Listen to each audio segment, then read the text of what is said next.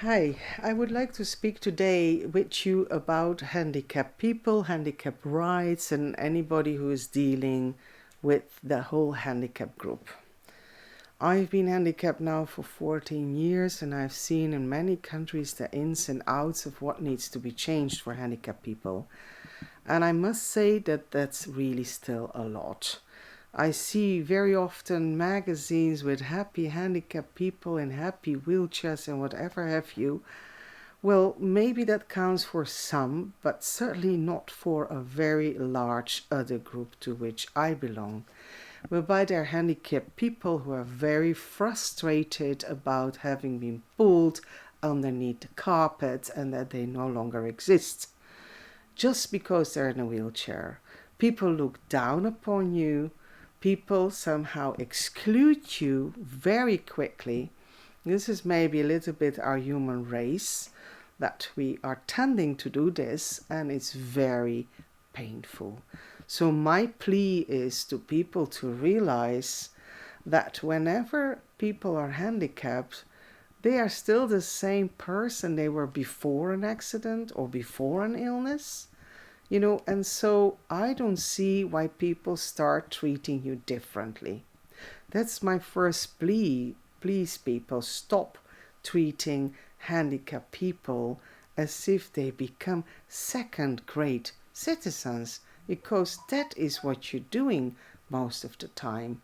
Maybe subconsciously, but 85% of people are treating ill or handicapped people as somehow something to be careful with, something which becomes an outcast, and you see everywhere prejudices. So this is my first plea, that both the political world but also the handicap organizations themselves need to be a lot more proactive in giving another kind of place to handicapped and ill people, or anybody who is actually excluded in society. Elderly people very often have this feeling as well, refugees as well. It's a very, very large group of people.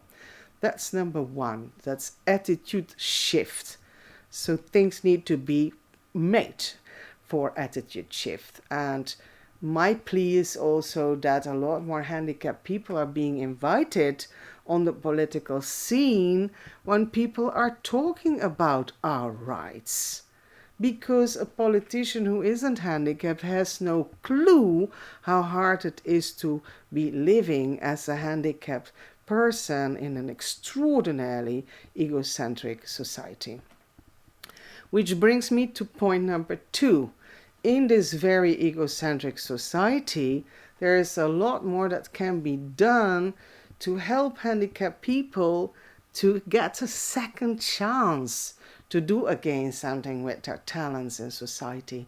So, there can be programs that can be made in schools or universities whereby people, can help handicapped people, that have maybe difficulties writing or seeing or walking, to just give them this little bit of extra support. Which brings me to the third point. People think that there is stuff out there. There barely isn't. Let me repeat it again. There barely isn't any support for handicapped people. And in certain countries in Europe, even zero. In other countries, I would say 5 to 10%. I've lived now, a long time in countries such as Belgium and Holland, and I've been fighting non-stop for 14 years to get a tiny, tiny, tiny bit of support. And I still am not, enabled to do something with my talents, to do something with my skills, because you simply don't get a second chance. This is really not okay. This has to change. Which also brings me to the fact that a lot of hospitals and the whole society is pushing you as an ill or handicapped person into a corner.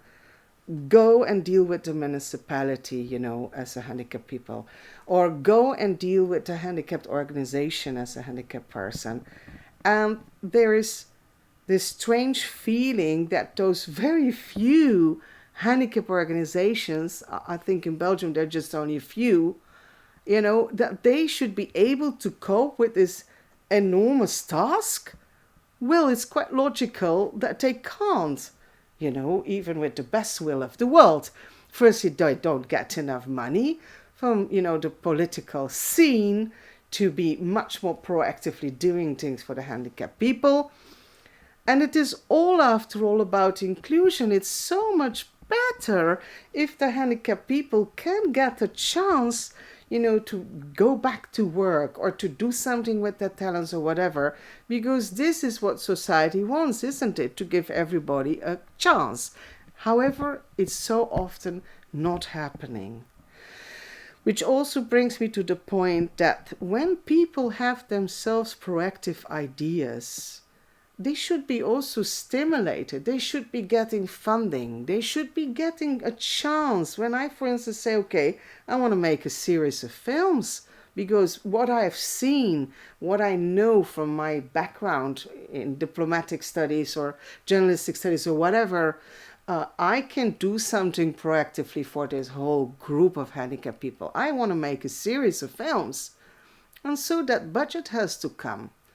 Until now, that's very hard. We handicapped people don't know on which doors to knock. There's no one out there that is helping us.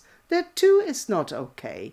So my plea to the political people, to the handicapped organizations is, please help us proactive handicapped people to have a second chance and do something with our lives, for society, for our other colleagues, and so that we also feel empowered, because we don't like this situation in which we're being just pulled underneath the carpet or in a corner, as is mostly the case. And I don't think we deserve this. We never have asked for an accident. We never have asked for an illness. So why should we be punished all the time double?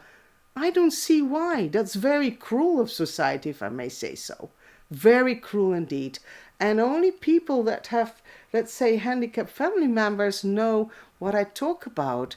Because it's one thing if you had a big accident or a big fire, like in my case, which you also never have asked for, and nor, the insurance companies deal with you as they have had the obligation to do. In my case, it was AXA, who never did something to support me after my fire in which I almost died, and all my things are gone, and I'm still fighting to get one single penny for something which I ought to have got already, 9 years ago.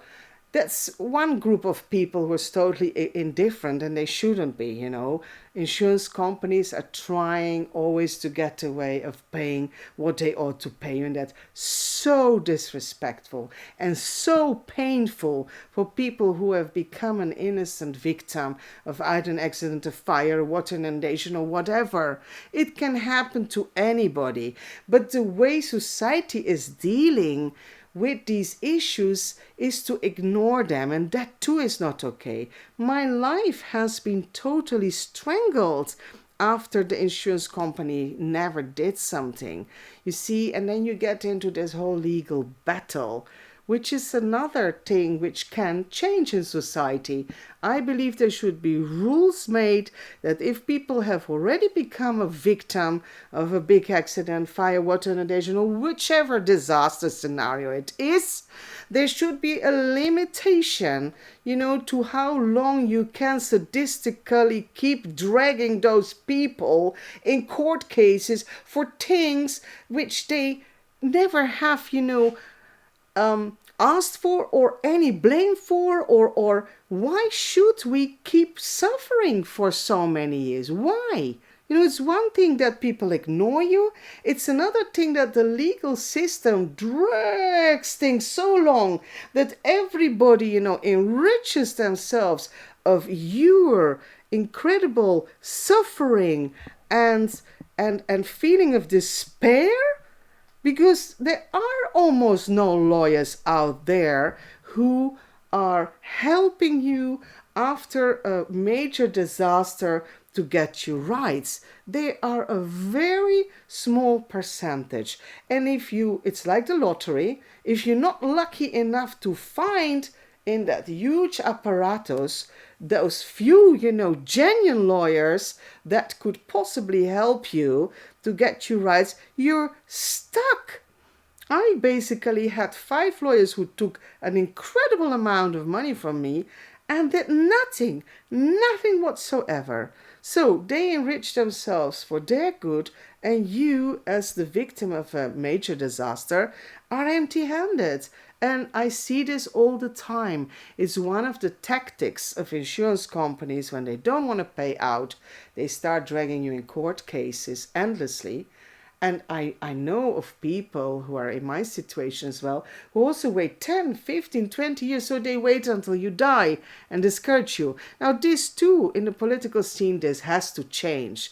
This is so incredible, cruel, and incorrect, disrespectful. I have no words for it. So people have to say there's, let's say, a limitation of 2 to 3 years that insurance companies must deal, for instance, with an expertise. You know how long I'm waiting for the expertise after my fire? We are 9 years further, and my goods are still in a storage. I cannot continue with my life.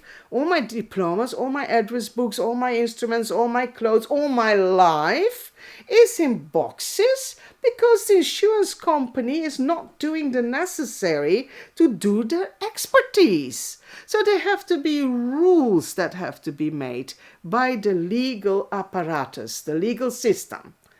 Secondly, when people have had a major accident, like in my case, I had a major accident, this also cannot drag on for 14 years. There again, it has to be a limited time. Let's say 5 years. In 5 years, there must be a decision about the case. Otherwise, you allow evil forces, excuse me, I have to call it what it is, to continue and drag and enrich themselves on, the incredible sufferings of innocent people. This has got to stop. It couldn't be more disloyal to, let's say, the Creator and Jesus, who has been teaching us about the fact that we're here on this planet to respect each other, respect this planet, and it's not about imposing all the time our own will as humans and our own greed and our own evil, thoughts, because in the legal system, it's very often not anymore about righteousness. It's about how smart is the other lawyer of an insurance company or someone who doesn't want to pay out in finding a trick and leaving you just bleeding there. That has nothing whatsoever to do with righteousness. So here again, it's about people standing up and saying enough is enough.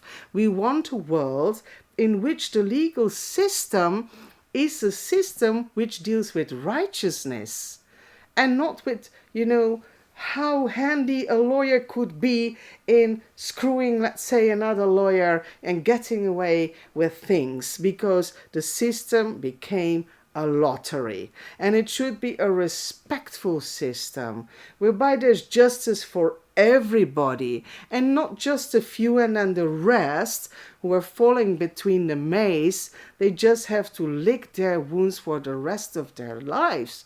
The answer is no. We're not going to lick the wounds the rest of our lives and become terribly ill like I became terribly ill. No, we're going to do something about it. We're going to speak out until we still can speak out and say enough is enough together, just like we see a whole stream of young people saying enough is enough about ecological problems. We have to say enough is enough also about legal systems which are dysfunctional.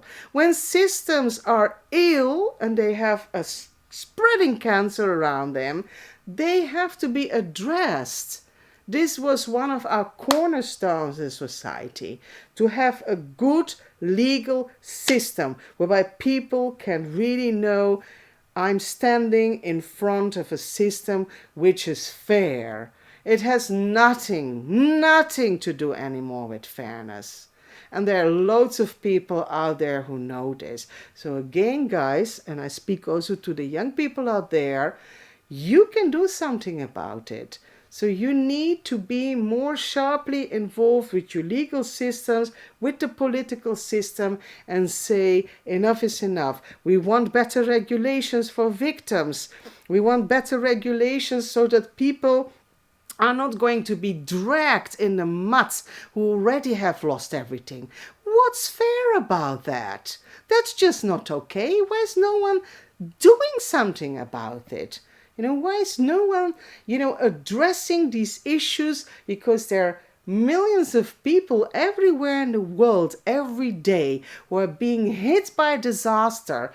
It can be a tsunami, it can be a water disaster, it can be, all these things of volcanoes, whatever, which is happening all over the place. They all have the same issue, like I do, that they're being dragged in the mud for years and years and years by legal systems, insurance companies who are playing out games, and this is not okay.